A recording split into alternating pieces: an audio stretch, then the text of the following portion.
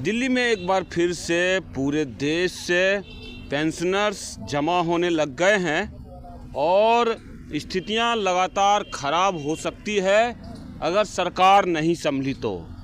ज़्यादा मैं बोलूँगा तो कहेंगे कि जो है भड़का रहे हैं लोगों को, इसलिए मैं कुछ नहीं बोलूँगा, लोगों से ही जानने की कोशिश करूँगा। हमारे सामने बुजुर्ग हैं। सर कितनी उम्र हुई होगी? 66 ईयर्स। 66 ईयर में आपको इस तरह से सड़कों पर बैठना पड़ रहा है। देख लीजिए फुटपाथ है और यहाँ पर जंतर मंतर पर इनको बैठना पड़ रहा है। पूरी दिल्ली में आंदोलन कर रहे हैं। कैसा महसूस हो रहा है इनके द्वारा इस तरह का व्यवहार हो रहा है? सरकार का ईपीएफ पेंशनरों की तरफ जो व्यवहार है वो बहुत ही बदतर है, क्योंकि इन्हीं लोगों ने 35 साल 40 साल काम करके इस देश को महासत्ता बनाया है, मगर अभी सरकार इनकी तरफ ध्यान देना नहीं चाहती। कॉन्स्टिट्यूशन का जो 14 नंबर का कलम है उसमें लिखा है कि बुज़ुर्गों का ख्याल कर रखने के लिए और बीमार लोगों का ख्याल रखने के लिए सरकार अपनी ताकत से काम करे, मगर सरकार अपनी सारी ताकत अदानी और अंबानी की तरफ जुटा रही है, पैसा उन पर उंडेल रही है, इनकम टैक्स वालों को सहूलियत दे रही है और जीएसटी से पैसे बटोर रही है। ये इतना सारा जीएसटी कहाँ से आया?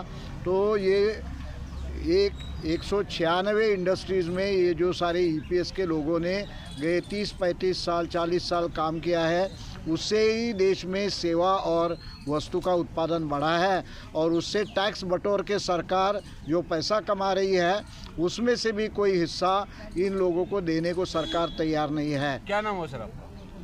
मेरा नाम अतुल दिघे है। मैं all India coordination committee of EPF pensioners association का जनरल सेक्रेटरी हूँ और सारे राज्यों से लोग यहाँ आए हैं जो नोटिस देने को आया है सरकार को कि भाई आप इस देश की घटना बदलना चाहते थे। हमने 22 साल में बोला कि मोदी को हराएंगे और जनता ने, हमने कहा वो सही ठहराया है, जनता ने 240 ही सीट दिए। आप अभी कॉन्स्टिट्यूशन बदल नहीं सकते। तो अभी हम बोल रहे हैं कि हम अभी रास्ते पर उतरने वाले हैं और रोको का कार्यक्रम करने वाले हैं, जिसमें रास्ता रोको होगा, रेल रोको होगा, फिर कार्यालय रोको होगा। तो आपकी अगर सरकार चलनी है तो हम उसको रोकना चाहेंगे और अगर आप काम करेंगे तो ही आपकी सरकार चलेगी, नहीं तो आपकी सरकार ज़मीन पर नहीं चलने देंगे। ये हमारा अभी इस आज के दिन से एक नया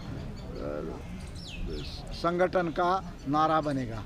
जो रेल रोको की बात कर रहे हैं सर, तो क्या लग रहा है इसमें तो आपको हजारों लाखों युवाओं की जरूरत पड़ेगी? हाँ, हमारे पास तो बहुत सारा संगठन है। खाली महाराष्ट्र में हमारा एक ही नासिक अगर पकड़ा तो 1,40,000 लोग हैं। कोल्हापुर अगर पकड़ा तो 1,50,000 लोग हैं। ऐसे पूरे महाराष्ट्र में जितना भी विभाग है वो सभी संगठन जुटा हुआ है। हमने कई बार आंदोलन किए। पीछे नहीं हटेंगे? नहीं बिल्कुल। सर क्या नाम है आपका? माय नेम इज के सत्यराजू फ्रॉम आंध्र प्रदेश। ये जो सरकार ये दिल्ली और हरियाणा और महाराष्ट्र में जीती है, क्या लग रहा है इससे जो है मतलब सही जीत है या कि जो है मतलब आप लोगों का जो आरोप है मतलब उस पर क्या कहना चाहेंगे? This Modi is cheating the EPS pensioners from 12 years. He is not talking about the EPS pension, and in 2013 he told that I will come to power, 3,000 minimum pension I will pay, but he did not accept or he did not come to the decision. Why? Sir आपका नाम क्या हुआ? मैं MR. Jadhav EPS pensioners का महाराष्ट्र का अध्यक्ष हूँ और आज हमारा जो एक दिन का धरना था, ये धरना जो है सरकार को सुनवाई करने के लिए या सरकार को इशारा देने के लिए है। अगर आपने लोग जो हैं हरियाणा के, महाराष्ट्र के और दिल्ली के वोट दे दिए, जिताएंगे ऐसे, तो कैसे फिर ये लोग डरेंगे आपसे? ये जो जीत रहे ना ये हम नहीं, देश के पूरे लोग कह रहे हैं कि ये जीत में कोई गड़बड़ है। ये जीत में कोई गड़बड़ है। महाराष्ट्र से मैं हूँ, महाराष्ट्र में इन्होंने अभी लोकसभा में इनको बड़ी मार पड़ी। लेकिन विधानसभा में हम कैसे क्या लोग इसको चुन के देते? ये 100% गड़बड़ है। और भी साथी हैं, क्या कहना चाहेंगे? कह रहे हैं कि यही कहना चाहेंगे कि हरियाणा में आखिरी दम तक कांग्रेस का था कि कांग्रेस आ गई, लेकिन एकदम निक ऑफ द टाइम ये किस तरीके से अपनी सीटें इतनी लेके आ गया। ये जो दिल्ली में भी इसने यही हाल किया है। ये जो मशीन है हमारी, जो ईवीएम मशीन है, वो इसके पास रखेल का काम कर रही है। अच्छा। जब तक ये रखेल इसके पास से नहीं हटेगी, तब तक ये सत्ता को हथियाता रहेगा। तो यही है ईवीएम की बात है। अंतिम में हम एक फिर कमेंट लेंगे। सर, एक कमेंट है लास्ट। ठीक है साहब, कि तो आपने तो बहुत अच्छा दिया है बयान। मेरा इसको पकड़िए सर। हाँ, तो क्या लग रहा है? आपके साथी कह रहे हैं कि ये तो गलत कर ही रही है सरकार, पेंशनर्स के साथ, युवाओं के साथ भी कर रही है। आगे पेंशनर बनेंगे ये, और ये जीत भी रही है ईवीएम से। इस पे क्या कहना है आपका?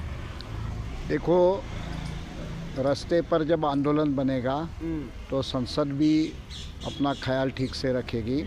जब रास्ते सुनसान बन जाते हैं तो संसद आवारा बन जाती है। तो हम ये चाहते हैं कि रास्ते सुनसान ना बने, ताकि संसद आवारा ना बने। कोई कहाँ से कौन से पार्टी से चुन के आता है ये सवाल नहीं है। सवाल ये है कि जो चुन के आता है उस पर किसका हक चलता है। अदानी अंबानी का चलता है या आम आदमी का चलता है? तो आम आदमी का जो काम करके ताकत दे रहा है, काम करके देश को ताकत दे रहा है, उसका हक सांसद पर चलना चाहिए। अदानी अंबानी का नहीं चलना चाहिए।